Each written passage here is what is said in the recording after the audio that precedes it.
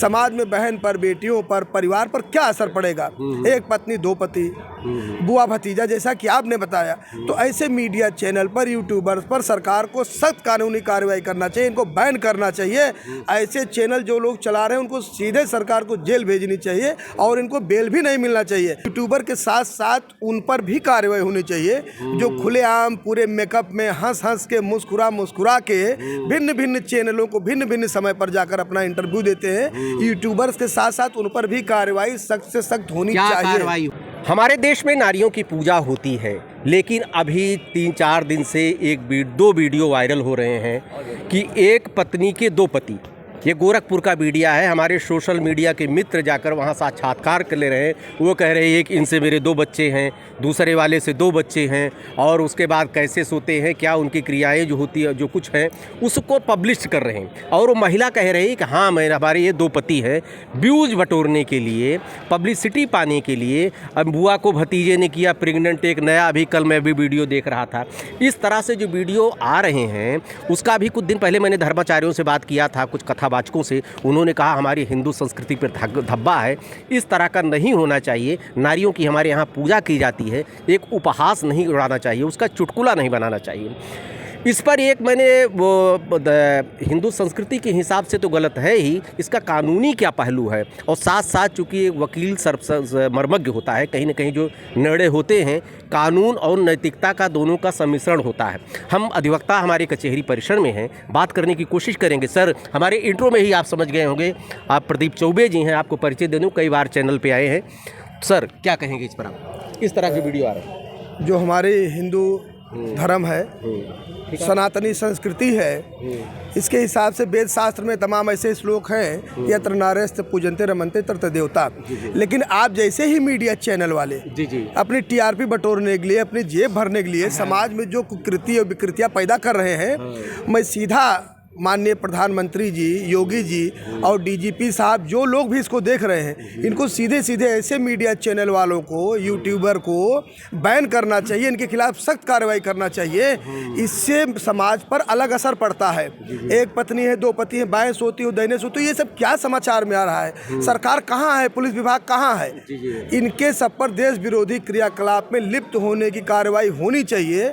ये लोग समाज में बेमनस फैला रहे हैं, समाज में गंदगी पैदा कर रहे हैं कि अगर ऐसा हम करेंगे तो मीडिया चैनल आएगा, हमको पैसा देगा, टीआरपी बढ़ेगी, हमारी जेब भरेगी। क्या जेब भरने के लिए हम इतना नीचे जा सकते हैं कि समाज में बहन पर, बेटियों पर, परिवार पर क्या असर पड़ेगा।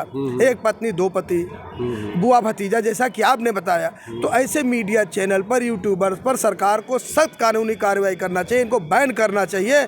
ऐसे चैनल जो लोग चला रहे हैं उनको सीधे सरकार को जेल भेजनी चाहिए और इनको बेल भी नहीं मिलना चाहिए। मेरे पास अगर ऐसा कोई केस आए तो मैं उसे मार भगाऊंगा। यूट्यूबर की बात मैंने मान लिया, जो समाचार चला रहे हैं उस बात मान लिया। क्या उस महिला का कोई दोष नहीं, लेकिन जो 2 पति खड़े होकर फोटो खिंचा रहे हैं, वो बयान दे रही है। आपके यहाँ कानून में है कि एक पत्नी, मतलब एक पति पत्नी होना चाहिए, एक पत्नी के 2 पति नहीं होना चाहिए, या 2 पत्नी किसी के नहीं होना चाहिए। आपका इंटरनल मामला, अंदर का मामला है, आप कुछ भी घर में कीजिए, लेकिन पब्लिकली इससे पूरा समाज इससे दूषित हो रहा है ना। आपके घर बहन बेटियां हैं, मेरे घर में हैं, तो क्या यूट्यूबर का ही दोष है कि उनका भी दोष है? आपकी बात बिल्कुल सही है। अगर यूट्यूबर को कोई बात ना बताए तो यूट्यूबर निकाल नहीं सकते।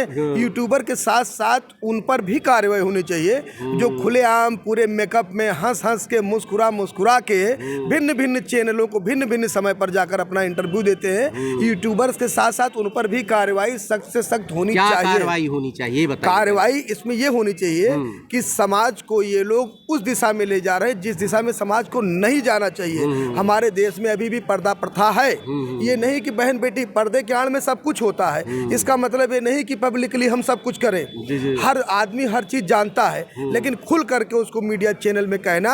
और ये मीडिया, सोशल मीडिया ऐसा कि इसको छोटे बूढ़े बच्चे जवान सब लोग देखते हैं। तो ये अपने देश में कहीं ये बैन नहीं है कि ये चैनल 20 साल के ऊपर वाले देखेंगे या नहीं देखेंगे। सब लोग चलाते, घर में हमारे आपके मोबाइल है, कोई बच्चा खोल दिया चैनल चल रहा है, तो इस पर सरकार को भी ध्यान देना चाहिए। और जो लोग ऐसा कर रहे हैं उनके खिलाफ भी कार्रवाई होनी चाहिए। और आईपीसी की धारा 494 में है कि एक पत्नी जीवित रहते दूसरा पति, दूसरे पति जीवित रहते दूसरी पत्नी शादी कर ले, इस पर कानून में है। 7 वो साल तर्क दे रही है कि बड़ा भाई भाग गया था, 12 साल बाहर था, उसके बाद उसने देवर से शादी करा दी गई, लौट के आया तो उसने कहा कि चलिए दोनों हमें स्वीकार हैं, तो स्वीकार है तो अपने घर में उनको रखना चाहिए। नहीं, वो स्वीकार है तो बड़े आराम से रहे, कोई उनको मना नहीं कर रहा है, लेकिन इनको मीडिया चैनल में लाने कौन सी जरूरत है। आप अपने घर में रहिए, आप दुई के साथ रहे, पर्दे काल में तमाम लोग कई रखते हैं, लेकिन जब आप पब्लिकली आ जाते हैं, यही रेडियो और वीडियो में फर्क है। घर में झगड़ा हो तो रेडियो, और झगड़ा भाई घर के बाहर आए तो वीडियो आदमी तमाशा देखता है। तो आप इसको तमाशा क्यों फैलाते हो? आप करिए।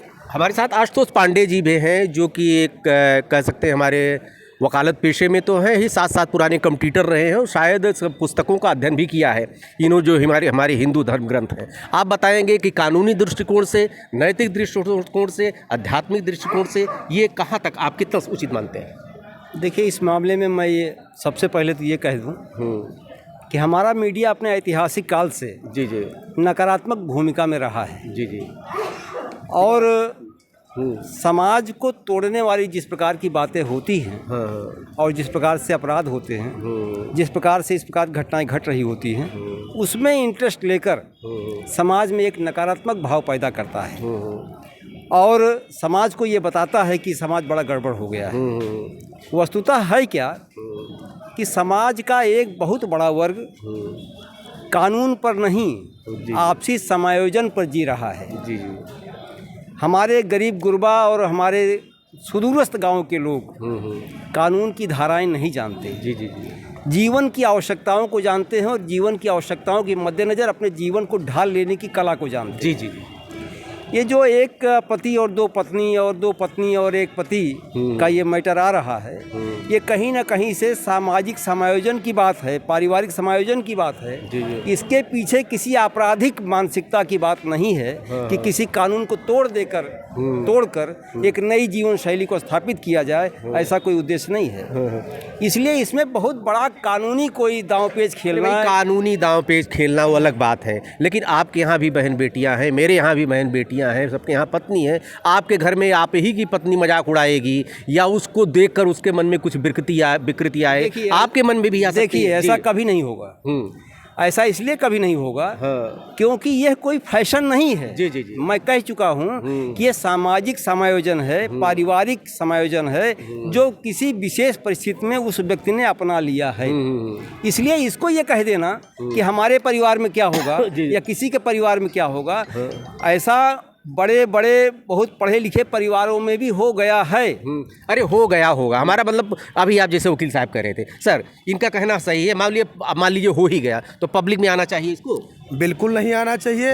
और इसका असर ये पड़ेगा वो व्यूज देख करके यूट्यूबर्स का और पैसा का आमदनी देख करके, और लोगों को इसमें रुचि देख करके आएगा कि अगर उन्होंने ऐसा किया, कुछ नहीं हुआ उनके खिलाफ, ना कानूनी ना सामाजिक रूप से कोई दंड नहीं मिला, तो हम भी करेंगे तो लाभ मिलेगा, हमारा जेब भी भरेगा, हमें मजा भी आएगा। देखिए, ये दंड की बात नहीं है, ये सामाजिक सुधार की बात है।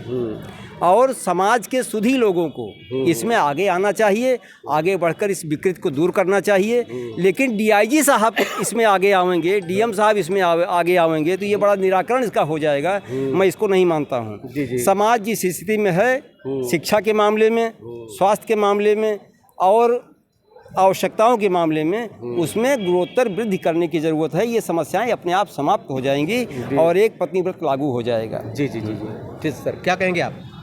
हम इस विषय पर यही कहना चाहेंगे कि जो लोग इस तरह से समाज में अपना वक्तव्य देकर, स्टेटमेंट देकर जो गंदगी फैला रहे हैं, उनके ऊपर सख्त से सख्त कार्रवाई होनी चाहिए। जी जी जी। और इस पर तत्काल प्रभाव से इनके ऊपर कार्रवाई होनी चाहिए। जी जी जी। और इनको जेल भेजना चाहिए अगर इस तरह से गंदगी फैला रहे हैं समाज में। जी जी जी। हमारे लिए कानून में क्या है आप? इसके लिए कानून में तो मैंने बताया 494 तो एक है जो बहुपत्नी पति वाला है। लेकिन सरकार के पास तमाम ऐसी चीज़ें हैं जो समाज विरोधी क्रियाकलाप में लिप्त है, उनके खिलाफ तमाम कार्रवाई सरकार कर सकती है। तमाम ऐसे कानून विहित हैं जो ऐसा होना चाहिए और सरकार को करना चाहिए। और समाज को भी ऐसे लोगों को तिरस्कृत करना चाहिए, उनको प्रोत्साहन नहीं देना चाहिए, उनका मनोबल नहीं बढ़ाना चाहिए कि अगर ऐसा उन्होंने किया तो समाज बड़ा स्वीकार कर रहा है, बड़ा वाहवाही हो रही है, तो हम भी ऐसा क्यों ना करें।